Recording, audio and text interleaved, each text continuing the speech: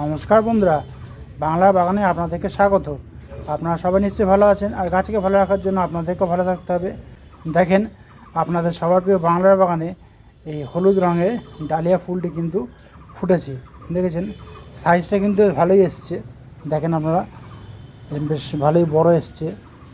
আর আমার চ্যানেলে আমি এই ডালিয়া গাছের চারা রোপণ থেকে শুরু করে কেমন ধরনের মাটিতে বসাবেন, কুড়ি আসার আগে তারপরে কীভাবে পরিচর্যা করবেন না করবেন, কুড়ি আসার পরে কীভাবে পরিচর্যা করবেন, এবং কীভাবে এরকম বড় আকারের আর কি বড় সাইজের ফুল আপনারা ধরাতে পারবেন ডালিয়া ফুল গাছে, আমি সমস্ত কিছুই কিন্তু আমার চ্যানেলে দিয়ে দিয়েছি।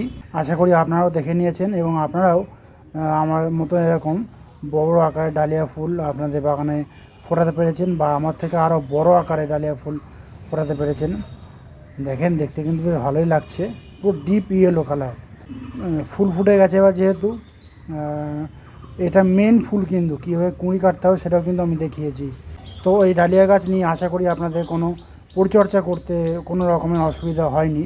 টাইটেল আর থাম্বনেল দেখে আপনারা নিশ্চয়ই বুঝতে পেরেছেন যে আমি আজ আপনাদের সঙ্গে কী বিষয় নিয়ে আলোচনা করতে চলেছি। তো তাহলে চলুন সে আলোচনার বিষয়ের দিকে তাহলে এবার যাওয়া যাক।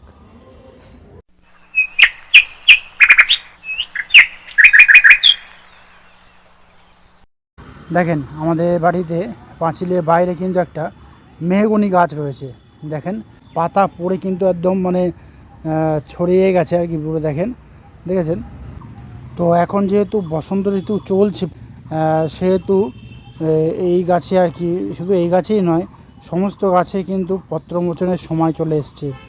আর দেখেন, তার ফলেই কিন্তু দেখেন প্রচুর পাতা পড়ে গেছে এই মেহগনি গাছের গোড়াতে। এই দেখেন মেহগনি গাছটাকে আপনারা দেখেছেন গাছের গোড়াটা দেখেন, গাছটা পুরো দেখেন আলগা হয়ে যাবে আর কিছুদিনের মধ্যে, কারণ পাতা পড়তে কিন্তু শুরু করে দিয়েছে। সমগ্র গাছের পাতাই কিন্তু এই গাছের গোড়াতে পড়বে। আর এই গাছে ফলও কিন্তু হয়, আর ফলগুলি অনেকে কুড়িয়ে নিয়ে যায়, পৌরসভার লোক কুড়িয়ে নিয়ে যায়, নিয়ে গিয়ে কিন্তু তারা চারা করে বিক্রি করে আবার। তো দেখেছেন কত বড় গাছটা, দেখেছেন আপনারা, দেখে নিশ্চয়ই বুঝতে পেরেছেন। তো আপনাদের বাড়িতেও নিশ্চয়ই এরকম কিছু না কিছু বড় গাছ তো আছে, সে শিমুল গাছ হোক বা মেহগনি গাছ হোক ইত্যাদি, যত সমস্ত গাছ পত্রমোচন করে সেই সমস্ত পাতা আপনারা কুড়িয়ে নিয়ে কিন্তু একটা গুরুত্বপূর্ণ কাজ কিন্তু আপনারা করবেন অবশ্যই। কী সেই গুরুত্বপূর্ণ কাজটি আমি আপনাদেরকে দেখাচ্ছি। আপনারা তো টাইটেল আর থাম্বনেল দেখে নিশ্চয়ই বুঝেই গেছেন। তো আমি আপনাদেরকে দেখাবো, আপনারা কিন্তু পুরো ভিডিওটা দেখবেন, তাহলে কিন্তু আপনারা খুব সহজেই দেখবেন আপনাদের বাড়িতে যে সমস্ত গাছ রয়েছে সেই সমস্ত গাছে পত্রমোচন যদি হয় তাহলে আপনাদের খুব সুবিধা হবে। আপনারা খুব সহজেই কিন্তু পাতা সার তৈরি করে ফেলতে পারবেন, কারণ গোবর সার তো বা কম্পোস্ট সার আমরা তো ইউজ করি। আর এই পাতা সারেরও কিন্তু কম গুণাগুণ নয়, এই পাতা সারের গুণাগুণও কিন্তু অনেক রয়েছে।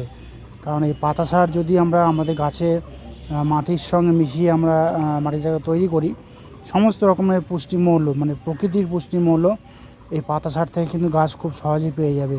তো আপনারা কিন্তু অবশ্যই এই কাজটা করবেন, আর এখন থেকে কিন্তু পাতা সারটা তৈরি করা শুরু করে দেবেন। কারণ এটা যেহেতু জৈব পাতা সার তৈরি হবে, সেহেতু কিছুদিন কিন্তু সময় লাগবে, মোটামুটি 9-10 মাস মতো সময় লাগবে। আমি গত বছরও তৈরি করেছিলাম এবং পুরো আমি 1 বছর কিন্তু আমি সেই পাতা সার দিয়ে কাজ চালিয়েছি এবং তার ফলে কিন্তু ভালো ফলাফলও আমি পেয়েছি। তো আপনারা করবেন কি, যেখানে দেখবেন এরকম শুকনো পাতা পড়ে রয়েছে সেখান থেকে শুধু পাতাগুলো নেবেন। পাতার যে মানে কী বলবো নাঁটিগুলো হয়, যে ডাঁটিগুলো, এইগুলো নেবেন না। এই যে ডাঁটিগুলো দেখেছেন, এই যে ডাঁটিগুলো, এইগুলোকে কিন্তু নেবেন না, শুধু পাতাগুলোকে আপনারা কুড়িয়ে নেবেন। সে আপনারা বস্তা ভর্তি করে নিতে পারেন বা কোনো ব্যাগ ভর্তি করে নিতে পারেন, কোনো অসুবিধা নেই। এরকম পাতাগুলিকে কুড়িয়ে নেবেন, সে কাঁচা থাক আর পাকা থাক যাই হোক, তবে এরকম ব্রাউন কালার হয়ে গেলে কিন্তু পাতাগুলিকে অবশ্যই নেবেন। আমার এখানে যেহেতু মেহগনি গাছ রয়েছে, এটা মেহগনি গাছের এই ফলের যে খোসাগুলো, এই দেখেন ফলের যে খোসাগুলো, সেগুলো কিন্তু আমি নেব না, শুধুমাত্র এই পাতাগুলি নেব। সে কাঁচা পাতায় হোক বা শুকনো পাতায় হোক, এরকম যদি কাঁচা আর পাকা পাতা মেশানো থাকে তাহলে কিন্তু খুব ভালো হয়। আর যদি পুরো পিওর পাকা পাতা থাকে তাহলে তো আরোই ভালো হয়, খুব দ্রুত কিন্তু সেই পাকা পাতাগুলি পাতা সারে পরিণত হতে সুবিধা হবে। তো এরকম পাতা আপনারা অবশ্যই কুড়িয়ে নেবেন। পাতা কুড়িয়ে নিয়ে আপনারা করবেন কি, আপনাদের বাড়িতে নিশ্চয়ই এরকম কোনো সার গাদা রয়েছে বা গর্তও আপনারা করে নিতে পারেন।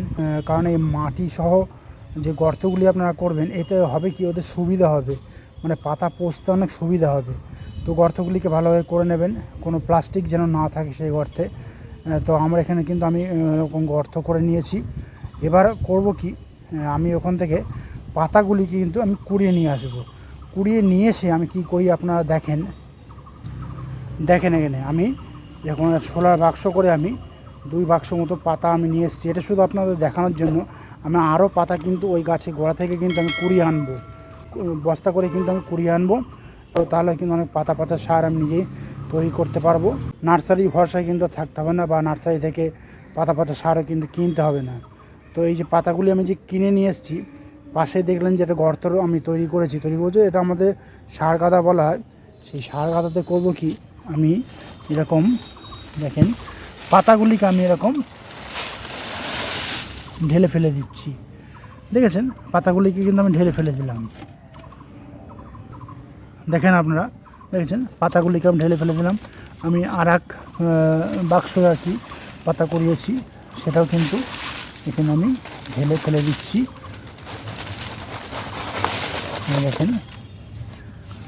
দেখেন 2 বাক্স কিন্তু পাতা ফেলা হয়ে গেল গর্তে। আমি শুধু সোলার যে বাক্স হয় সেই সোলার বাক্সে কিন্তু 2 বাক্স আমি পাতা ফেললাম। আমি কিন্তু আরও অনেক বেশি পরিমাণে পাতা আমি ওখান থেকে কুড়িয়ে আনবো, বস্তা করে আর কি কুড়িয়ে এনে কিন্তু আমি ফেলবো এই গর্তের মধ্যে। তাহলে হবে কি, অনেকটা পরিমাণে আমরা কম্পোস্ট সার বা পাতা পচা সার তৈরি করতে পারবো খুব সহজেই। এতে কোনো খরচাপাতি কিছু নেই, সম্পূর্ণ বিনামূল্যে কিন্তু আপনারা এই সারটা তৈরি করতে পারেন। তো যেহেতু আমাদের বাড়ির ভেতরেই এই গর্তটা তৈরি করেছি, আমি কিন্তু কিছু চাপা দেবো না। আপনারা করবেন কি, বড় বড় দুটো ইট, মানে গোটা ইট পুরো আপনারা চাপা দিয়ে রাখতে পারেন। তা নাহলে হবে কি, যখন হাওয়া বইবে তখন কিন্তু পাতাগুলো উড়ে যেতে পারে। সেই জন্য আমি বিশেষ কিছু চাপা দিই না, কারণ আমাদের বাড়ির মধ্যে যেহেতু এই গর্তটা তৈরি করেছি আমি। আপনারা 2টো ইট বা 3টে ইট চাপা দিয়ে দিতে পারেন। তাহলে হবে কি, কোনো হাওয়া হলে উড়ে যাবে না পাতাগুলো। তো আপনারা সেরকম ইট চাপা দিয়ে রাখবেন, বা ভারী কিছুও আপনারা চাপা দিয়ে দিতে পারেন। এই পরে যে কাজটা করবেন সেটা হলো, আপনারা আগেই তো মাটি যখন গর্ত করেছেন তখন মাটির নিচটা তো ভিজিয়ে নিয়েছেনই। এবার করবেন কি, মানে পাতার উপরগুলো একটু ভিজিয়ে রাখবেন। মানে আপনারা নর্মাল যে জল হয় সেই জল কিন্তু আপনারা পাতার উপরে ছড়িয়ে দেবেন। এটা আপনারা অন্তত আপনারা মোটামুটি 3 বার বা 4 বার সেই জলটা আপনারা পাতার উপরে দিতে পারেন, কোনো অসুবিধা হবে না। কারণ যত জল পাবে পাতা কিন্তু খুব দ্রুত পচবে। অনেকে বলেন যে ওএসডি কম্পোজার দিলে পাতাগুলি দ্রুত পচে, বা যে ভেলিগুড় হয় সেই ভেলিগুড় গুলে জলটা দিলেও খুব দ্রুত পচে যায়। ওসব কিচ্ছু লাগবে না, সম্পূর্ণ বিনামূল্যে কিন্তু আপনারা এই পাতা পচা সার আপনারা আপনাদের বাড়িতেই তৈরি করতে পারবেন, কোনো খরচ লাগবে না আপনাদের। আর এই গর্তটা যখন আপনারা যেখানে করবেন, মিনিমাম 2 থেকে 3 ঘন্টা আপনারা সূর্যালোক পৌঁছায় সেরকম জায়গাতেই কিন্তু এই গর্তটা করবেন। কারণ সূর্যালোক না পেলে কিন্তু এই যে মানে কি বলবো, ওদের যে প্রক্রিয়াটা সেই প্রক্রিয়াটা খুব দ্রুত হবে না। সূর্যালোক পেলে হবে কি, ভেতরে গরম থাকবে, উপরে গরম থাকবে, নিচেও গরম থাকবে। আর তার মাঝামাঝি জল দিয়ে দিলে এই পাতাগুলি ডিকম্পোস্ট হতে অনেক সুবিধা হয়। এছাড়াও আপনারা করতে পারেন কি, এই যে পাতাগুলো যে দিয়েছেন, সর্বশেষ যে লেয়ারটা দেবেন সেই লেয়ারের উপরে গত বছরের যে পাতা পচা সার আর কি রয়েছে এক্সট্রা, সে পাতা পচা সারের একটা লেয়ার তৈরি করে দিতে পারেন।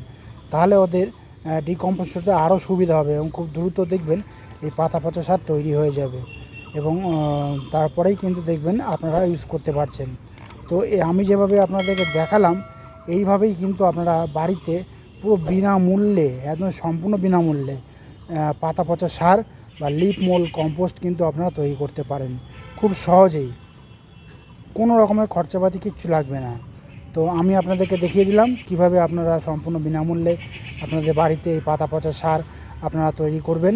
আপনারা ঠিক সেইভাবেই কিন্তু পাতা পচা সার তৈরি করতে থাকুন, এবং টবের মাটিতে কিন্তু আপনারা এই পাতা পচা সার যদি মিশিয়ে ইউজ করেন না, দেখবেন এর কত গুণাগুণ রয়েছে। আর এই পাতা পচা সার দিলে গাছ সমস্ত রকমের মাইক্রোনিউট্রিয়েন্ট, ম্যাক্রোনিউট্রিয়েন্ট সমস্ত কিছু কিন্তু খুব সহজেই পেয়ে যাবে, এবং ফুল ফল সবজি সমস্ত গাছেই কিন্তু আপনারা এই লিপ মোল কম্পোস্ট কিন্তু আপনারা ইউজ করতে পারেন। তাহলে দেখবেন আপনাদের গাছে ফলন বৃদ্ধি সমস্ত কিছু কিন্তু বেশ উপযুক্ত হবে এবং গাছও কিন্তু তার সমস্ত রকমের পুষ্টিমূল্য এই পাতা পচা সার থেকেই কিন্তু মেটাতে পারবে খুব সহজে। তখন আর ভার্মি কম্পোস্ট বা গোবর সারের কিন্তু প্রয়োজন হবে না খুব সহজে। তো এখনই হলো কিন্তু উপযুক্ত সময় এই পাতা পচা সার তৈরি করার। আপনারাও কিন্তু খুব দ্রুতই এই পাতা সংগ্রহ করে কিন্তু আপনারাও আপনাদের বাড়িতে এই সম্পূর্ণ বিনামূল্যে কিন্তু এই লিপমোল কম্পোস্ট তৈরি করে নিতে পারেন খুব সহজে। তাহলে দেখবেন আপনারাও বেশ খুশি হবেন এবং আপনাদের মনটাও বেশ ভালো থাকবে, কোনো রকমের খরচাপাতি কিন্তু কিচ্ছু হবে না। তো বন্ধুরা, আজ এই পর্যন্তই। আর যদি কোনো কমেন্ট থাকে তাহলে কিন্তু বাংলার বাগানকে জানাতে ভুলবেন না, কারণ বাংলার বাগান সবসময় আপনাদের পাশে ছিল, আছে এবং থাকবে। আর আমার এই ভিডিওটি যদি আপনাদের ভালো লাগে তবে লাইক করবেন, গাছপ্রেমী বন্ধুদের মধ্যে শেয়ার করবেন এবং আমার চ্যানেলটিকে সাবস্ক্রাইব করে বেল আইকনটিকে প্রেস করে অল নোটিফিকেশনটিকে প্রেস করে রাখবেন, যাতে নিত্য নতুন ভিডিওগুলি আপনাদের কাছে খুব সহজেই পৌঁছে যেতে পারে।